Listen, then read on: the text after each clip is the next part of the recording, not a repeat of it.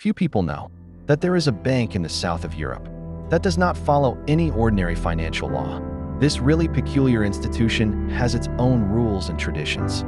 Its employees cannot be questioned or burdened in any way by law enforcement or tax authorities. This is indeed a great opportunity for those who are swimming in millions and do not want to give a dime to the state.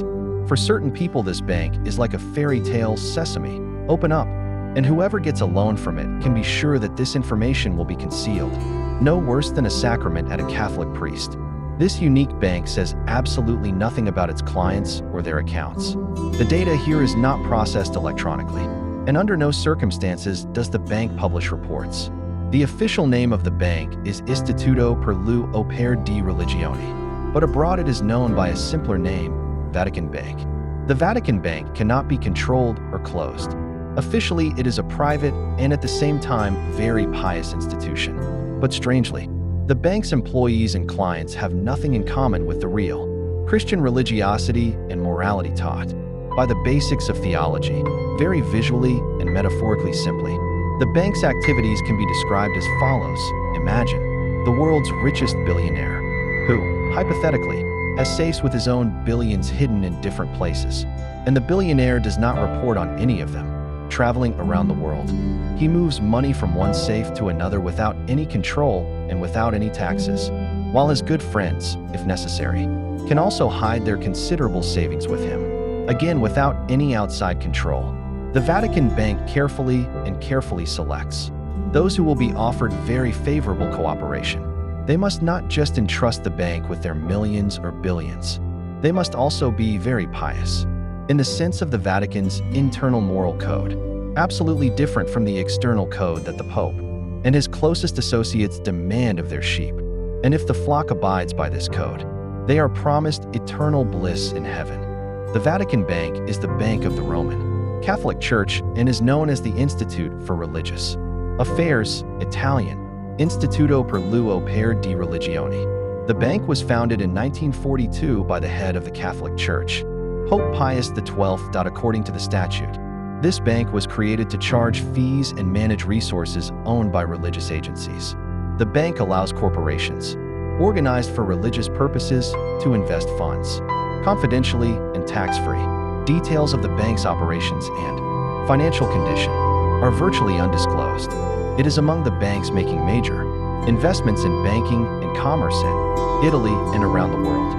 The Vatican Bank reports directly to the Assembly of Cardinals and the Pope.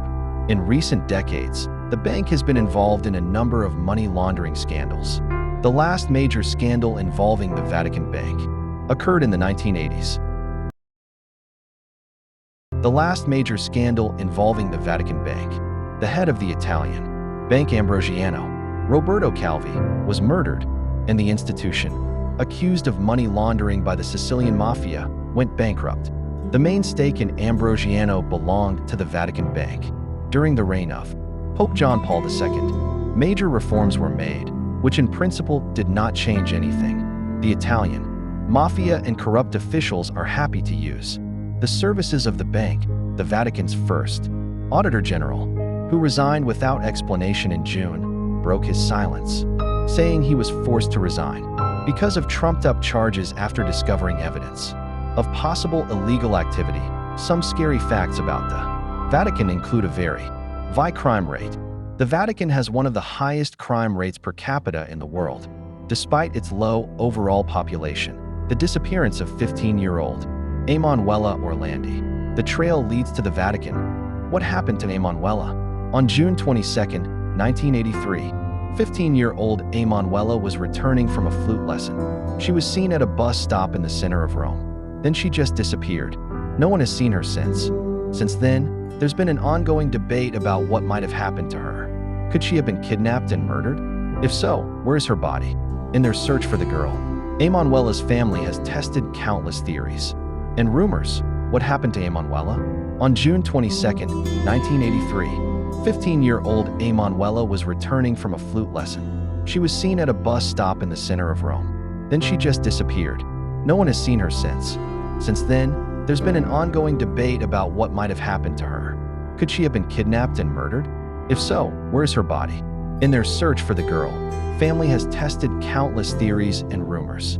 The Vatican's worst mystery is close to being solved.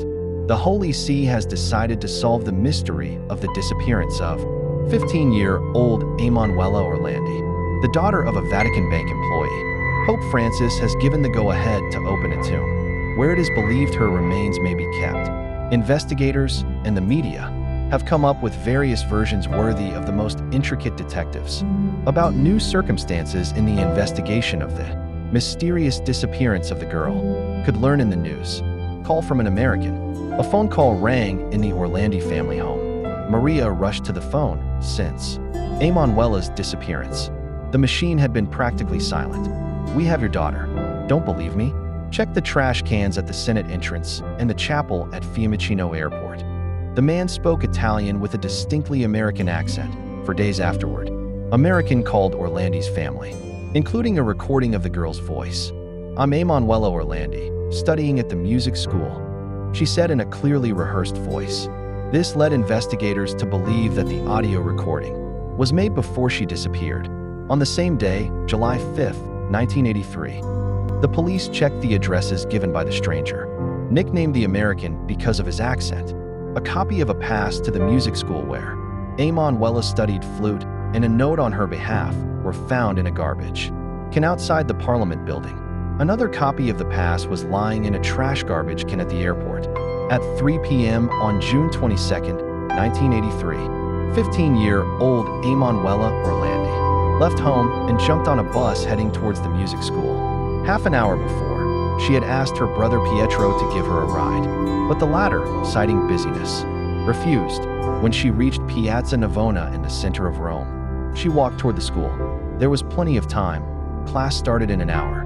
However, the girl was late for the lesson, and at 18:30, she explained to her sister on the phone that a man drove up to her in a green BMW and offered her a job in a large company selling cosmetics, promising to pay $200, a huge amount for the then Italy. The sisters agreed to meet in half an hour to discuss it. At 7 p.m. the sister went to the agreed place, but Emanuela was not there, nor did she come home. She didn't show up, and the next day the police began a search. A missing persons notice was published in a number of local newspapers. A day later, Orlandi received a call from a man who said he was a good friend of Emanuela and told him that he had met the girl on July 24th. She had asked him to help her hide. According to him, she had changed her hair and her name. The last thing he saw, as she got into a green BMW outside the Senate building. The security services immediately joined the search. An agent of the special services began to run all the green BMWs in the multi-million-dollar city and found out that one car had come to a car service to have its right rear door glass replaced. Judging by the mechanic's story, it was broken. Perhaps there was a struggle in the cabin. However, this clue did not give anything. The number of the car was not remembered in the workshop. In addition, installed on the square in front of the Senate, surveillance cameras strangely did not work.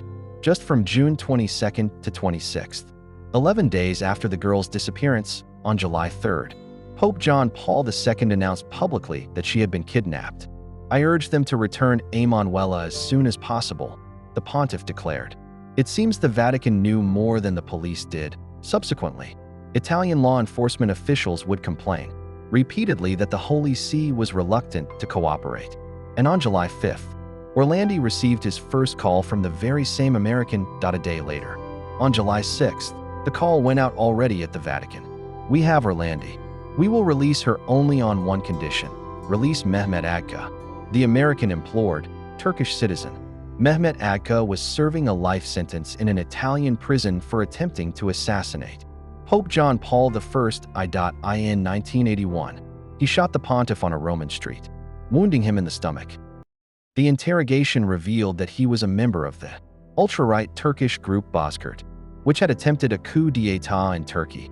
A year earlier, Agca himself claimed that the assassination attempt on the Pope was organized by the Bulgarian security services, which had a handler from the Gedera Stasi, and everyone believed him. It was perfectly in line with the theory that the Polish Pope had made the KGB very angry with his anti-communist rhetoric, and they decided to remove him by all means. It became known in the late 90s The Soviet leadership did discuss measures to counteract the course of the new pope, although there was no talk of assassination. When Agca learned of Orlandi's disappearance, which was reported in the Italian media, he immediately claimed that it was also the work of the KGB. Italian society became hysterical everywhere. They saw the hand of the Kremlin. Besides the kidnapping of a Vatican citizen, there were plenty of reasons.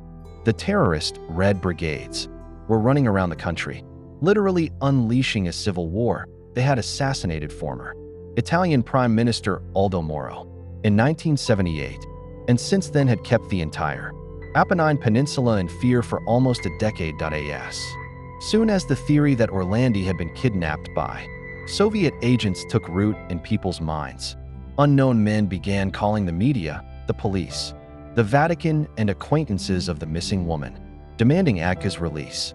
"We are the Turkish Anti-Christian Liberation Front. Free Agca, and we will free Orlandi." They spoke with a distinctly Middle Eastern accent. In addition to the calls, they sent letters with similar demands. The American did not forget the Orlandi family. He said that the first caller, like himself, was a member of the Turkish front. Perhaps he was simply bluffing. The investigation was closely monitored by the media, and new details were instantly available. All these conversations were secretly monitored by the Vatican for 3 months after the disappearance. As a result, the Secretary of State of the Holy See, Agostino Casaroli, made contact with the American.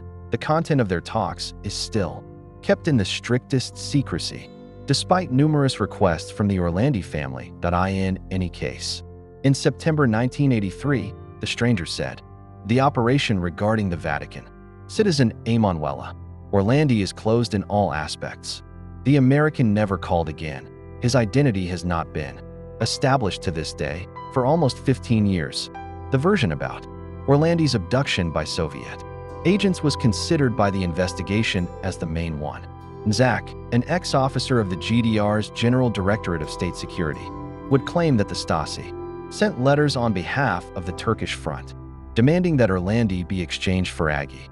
Thus, the East German security services wanted to focus the attention of Pope John Paul II on Turkish radicals